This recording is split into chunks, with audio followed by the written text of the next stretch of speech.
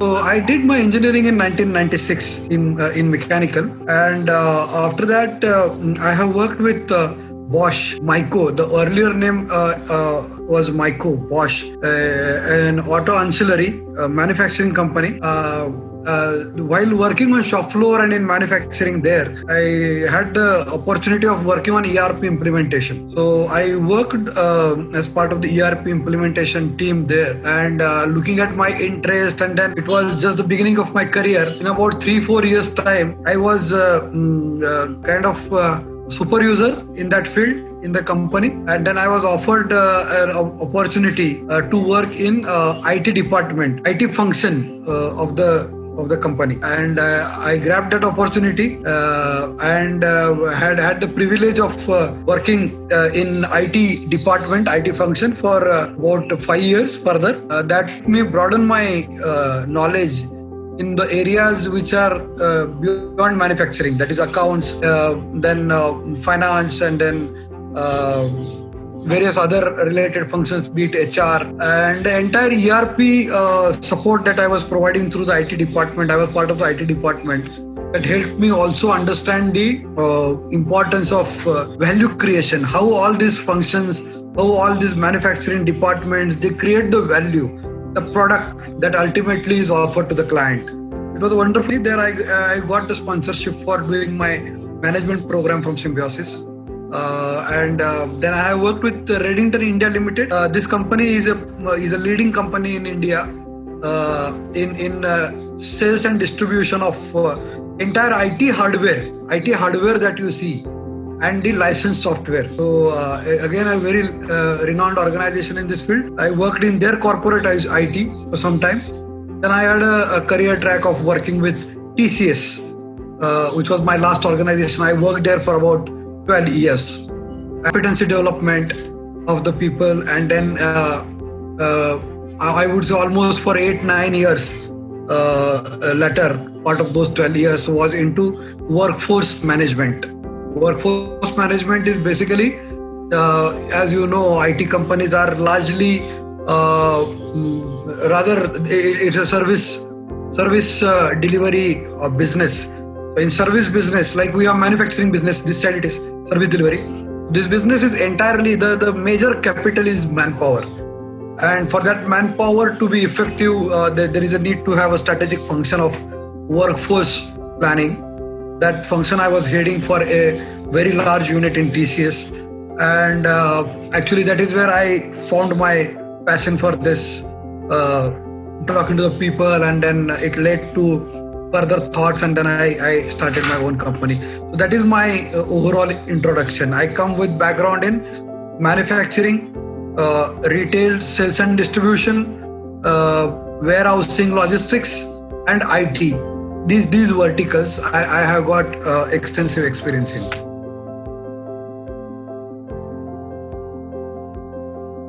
Leading a workforce management unit for a large unit in TCS, that actually had 4 major components. One was, we call it as workforce. There are 4 major components. One is basically fluidity management. This is the term that is used.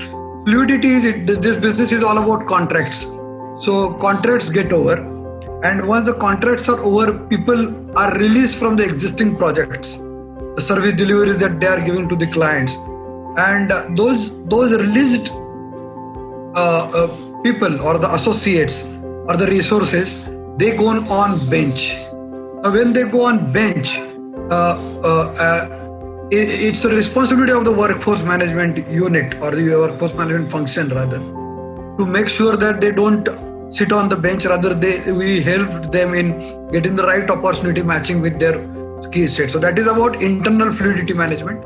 Second component was about recruitment, hiring from the market. So it is not always possible that your internal people you will be able to meet the demand with the help of internal people. There are certain skills which are not available internally. You need to go to the market, or the skills are available in internal organization, but those skills are not available plenty. So you again need to go to the market and hire those skills from the market. So the recruitment part. Third one was contract staffing. There are certain requirements for which we need people, but those people are required for a very limited duration. So it is always advisable not to go for permanent hiring. We opted the contract staffing route, wherein for a defined duration we were hiring people through contract staffing companies. The fourth one was competency development, grooming people, developing them further to take up additional skills and then delivering more value-adding results.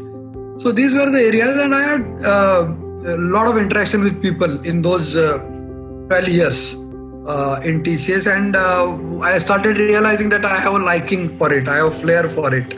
And then actually that led to this thought of while I was doing this work internally for such a reputed organization, TCS, then I thought I always wanted to be an entrepreneur for so many years. And then I thought, why not get into the same business of manpower planning, workforce planning, staffing and placement services.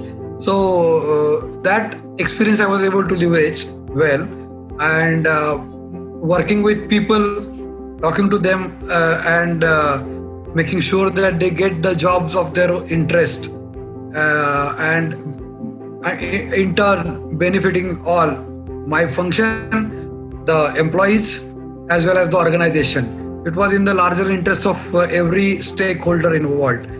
So I started liking it, and then that led to this thought of moving out and starting my own company.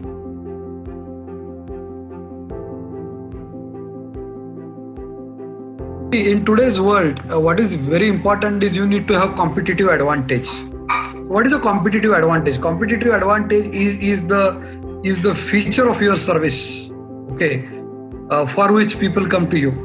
If you have that competitive advantage, you are able to stay ahead of the competition.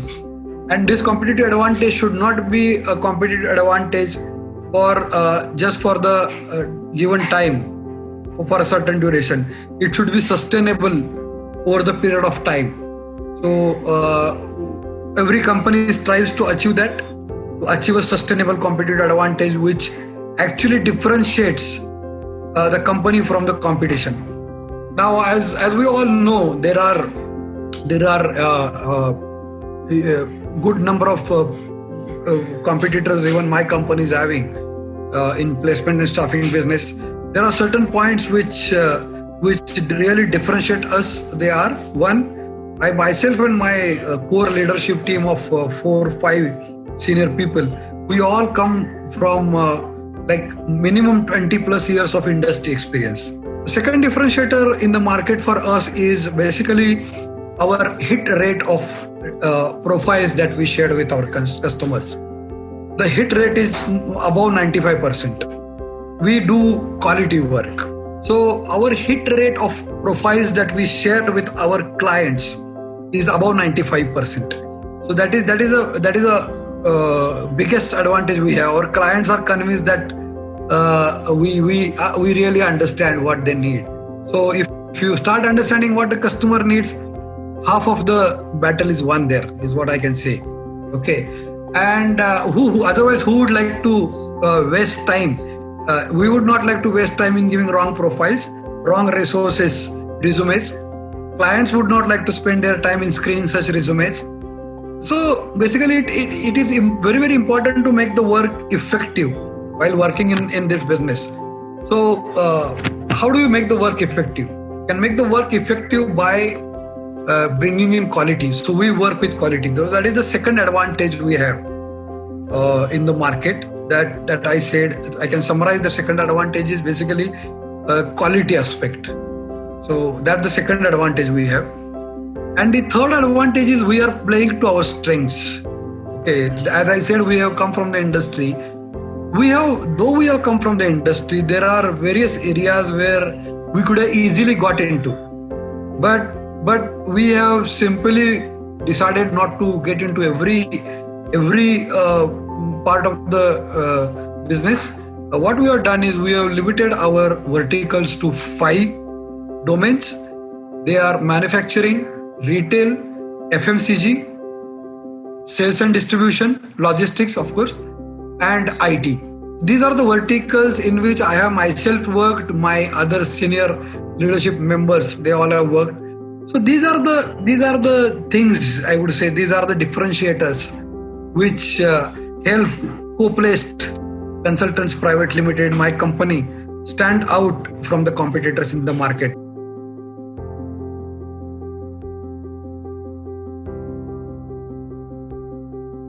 I don't think so because in fact, rather in last 10 years or especially in last 5 years or so, if you would have seen, even many of my colleagues also ventured out and they started their own companies. And we see a lot of small companies coming to the market, and all these small companies are actually leveraging their own niche areas in the market.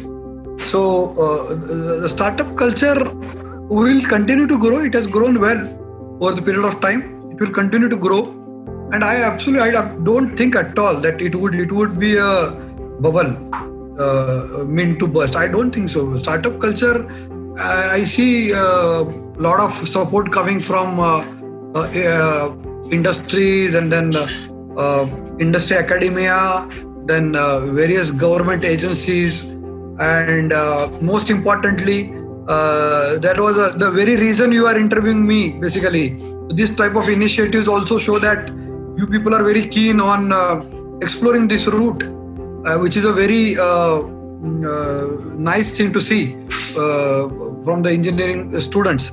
So this shows that the mindset is also changing. Traditional mindset was to do engineering and then get into a safer job and continue growing in the career. While it is definitely a good route to follow, but then there are stories. There are youngsters who have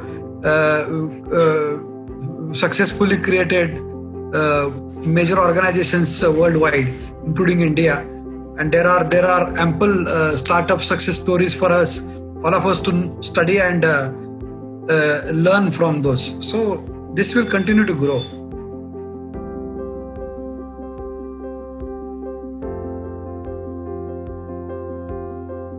We are adopting like how other organizations are, basically. Maybe about a month ago, we started going to the office, and we go to the office 2 or 3 days in a week, and otherwise we continue to work from home. We are not at all pushing employees to come to office. Absolutely, safety first. Fortunately, the work that we do, we are into workforce management consultants plus placement services and getting into staffing as well. So the business that we do, we are fortunate that we are able to support working from home. We are able to support our clients effectively as if we are sitting in offices and with the help of the technologies that are available at our disposal. We are as if sitting in the offices and working. So we given the flexibility, we have adopted to the new normal, and we continue to deliver services and continue to do that. At the same time, certain times we are required to meet in person for some important discussions and team meetings and all. So only for such important matters we come to the office. Otherwise, I would say we were able to, as far as employees are concerned, we are able to adapt to the situation. On the business front as well. As I said, fortunately, we have enough workload, and rather the workload is growing in last 1 or 2 months now. I would say last 1 or 2 months. So on that front as well, we continue to deliver the services. We are available all the time. I would go to this extent. Rather, we have seen this as an opportunity. Our travel time is saved. One of my team member, he comes from a distance of about 20 kilometers. So 20 kilometers in Pune is coming from one end to the other end rather. So it used to take him 1 hour in the morning and 1 hour 15 minutes in the evening. That time is saved, productivity gained, energy saved, fuel cost saved. So people are effectively utilize this additional available time to deliver services to the client happily, and productivity goes up, I would say. So we are adapted. We will continue to work in this mode as well, and that is actually giving further thoughts. Now, how do we add employees who can be flexible and working from home? If you are fortunate enough, you will find your passion very soon. Person has to apply a very balanced view, very balanced approach the person has to take. Find out the areas in which the person he or she has the passion for. And as I said, thesis, I found my passion. And I have started my own company, which doesn't appear it is a work actually. Okay, you don't feel tired, and you continue to do the work efficiently, effectively, and bring value to your client. So follow your passion, and people have started slowly. Maybe still the momentum is still not that great, I would say, in India. But people have started realizing the importance of this. I see many of my colleagues now. They also venture out and starting their own companies in the areas where they have passion for and liking for. And if you get a good support from your family members, which in my case, I got tremendous support from my family, then absolutely one has to follow the passion and